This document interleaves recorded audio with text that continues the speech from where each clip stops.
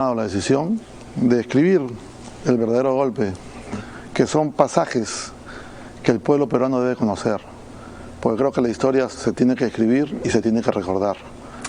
Eso es exactamente el punto de partida de la nota que yo tenía para usted esta noche. ¿Por qué quiso escribir este libro? ¿Qué cosa es lo absolutamente imperativo que sepamos? Primero, que conozcamos todos los pormenores que hubieron desde el inicio de este Congreso transitorio, que venía de una disolución, de un Congreso que se había de una u otra manera confrontado con el Ejecutivo, y que se hablaba de un Congreso obstruccionista que no había dejado trabajar al gobierno del señor Pedro Pablo Kuczynski, que había una confrontación directa y que sin embargo en la sucesión donde el señor Martín Vizcarra había sustituido por la renuncia del señor Pedro Pablo Kuczynski, significaba que más allá de esta disolución de este Congreso, el nuevo Congreso tendría un trabajo articulado con el Ejecutivo en bien del país. Y esos hechos lamentablemente no fueron así. Tal es así que el día 15 de marzo, cuando nosotros estamos listos para poder juramentar y luego de 4 días instalar la mesa directiva, es llamada a Consejo de Estado la presidenta de la Junta de Instalación, la señora Saavedra, Mónica Saavedra, y ella nos hace comunicación, nos comunica a los voceros de los grupos parlamentarios que el presidente le había llamado para decirle que se iba a declarar en confinamiento y que le pedía que en este caso se postergue la juramentación. Y luego, naturalmente, tenía que postergarse la instalación de la nueva mesa directiva. Es en ese momento que por intuición política, nosotros tomamos la decisión que el mismo día que nos instalábamos, que juramentábamos, ese mismo día debíamos instalar la mesa directiva. Y trabajamos durante toda la noche, tal es así que a las 6 de la mañana del día 16, nosotros ya habíamos juramentado, habíamos instalado la mesa directiva, habíamos instalado las comisiones ordinarias, el Consejo Directivo, la Comisión Permanente y todos los órganos que necesitaba el Congreso para empezar a funcionar, porque encontramos un Congreso que no estaba funcionando, que había estado funcionando la Comisión Permanente, donde solamente había sido mesa de partes, por no decirlo en términos, digamos, puntuales. En ese sentido, cuando ya sucede esto, automáticamente el gobierno ya no podía seguir emitiendo decretos de urgencia.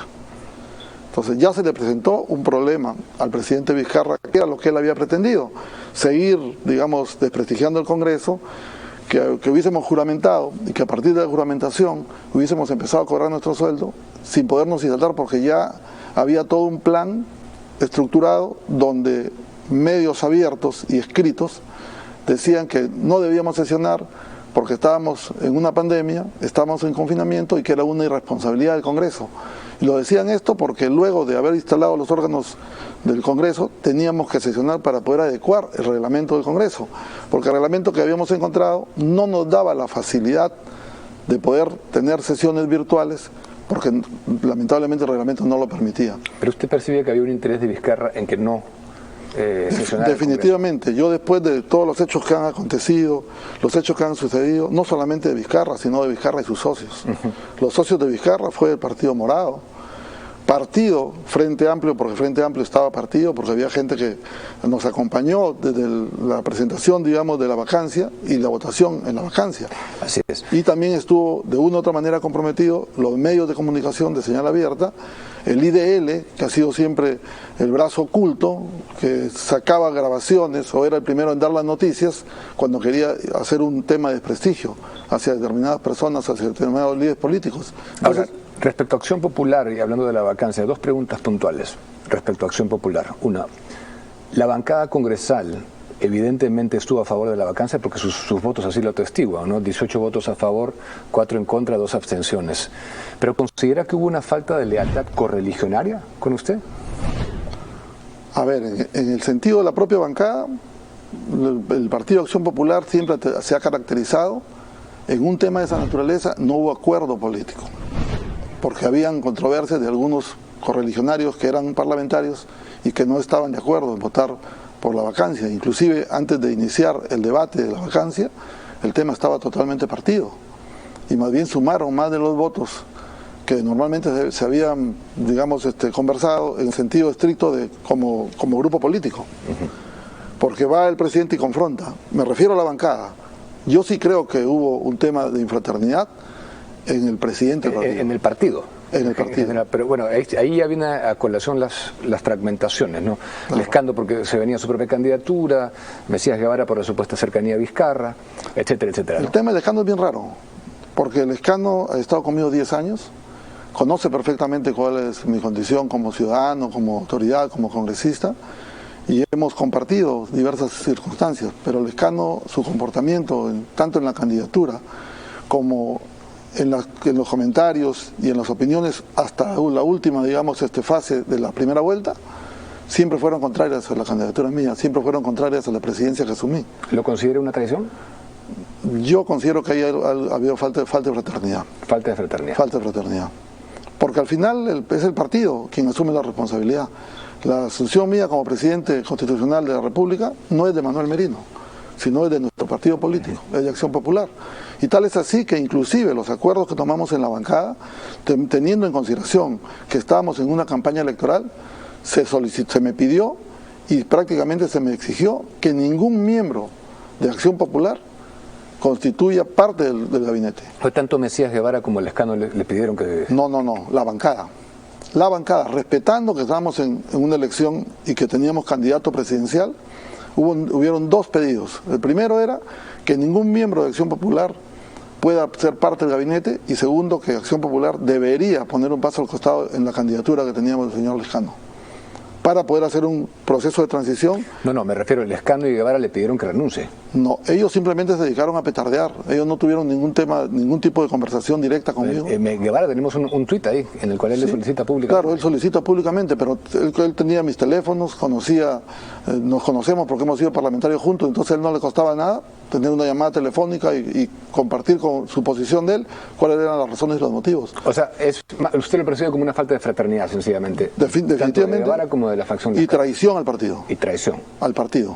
No a Manuel Merino, porque al final nosotros somos simplemente instrumentos de nuestro partido político. Y la segunda pregunta que tengo con respecto a AP es, hay mucha gente que no tiene claro hoy en día la ideología de Acción Popular, porque sin ir muy lejos, sus últimos representantes tienen pensamientos políticos muy distintos, ¿no? Barnechea, Lescano, Muñoz, usted. ¿Cuál es la ideología del partido? A ver, lo que ha pasado en el partido, por ser un partido tan demócrata, Acción Popular es un partido de centro. Acción Popular no está ni a la izquierda ni a la derecha. Lamentablemente el caso del señor Lescano y el caso del señor Mesías Guevara, por las propias consideraciones internas que se han tenido, se han izquierdizado mucho. Y eso ha originado que haya, posiblemente por la propia falta de una dirigencia renovada, de una dirigencia, digamos, que esté dirigiendo, digamos, los destinos del partido. Tenemos el mandato del señor Mesías Guevara, que tiene 2 años y pico vencidos. O sea, tanto Lescano como Guevara están más a la izquierda de lo que el partido más izquierdizado, esencialmente. Exactamente. Se han izquierdizado. Se han izquierdizado.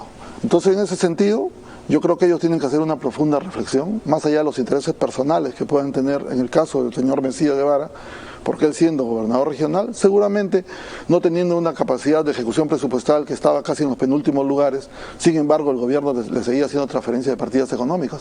Entonces yo creo que él, en su tema personal, él lógicamente respaldaba la permanencia del señor Vizcarra sin tomar en cuenta de que habían serias denuncias de irregularidades, de actos de corrupción, y que lamentablemente posterior a la vacancia del señor Vizcarra encontramos pues a un personaje que prefirió proteger su vida de él y de su familia, que prefirió proteger en este caso la vida de sus ministros y de sus funcionarios, prefirió proteger la vida de la universidad que estaba liderando, en este caso, los estudios sobre la famosa vacuna Sinopharm, que es la peor vacuna en calidad, y es la vacuna que hasta ahora no sabemos el precio que se pagó, que en algún momento se tiene que saber cuánto costó esa vacuna y cuáles fueron los motivos, más allá de haber hecho de conocimiento público que se les iban a quitar las consultorías a los medios de comunicación por parte del gobierno para poderlo enfocar todo directamente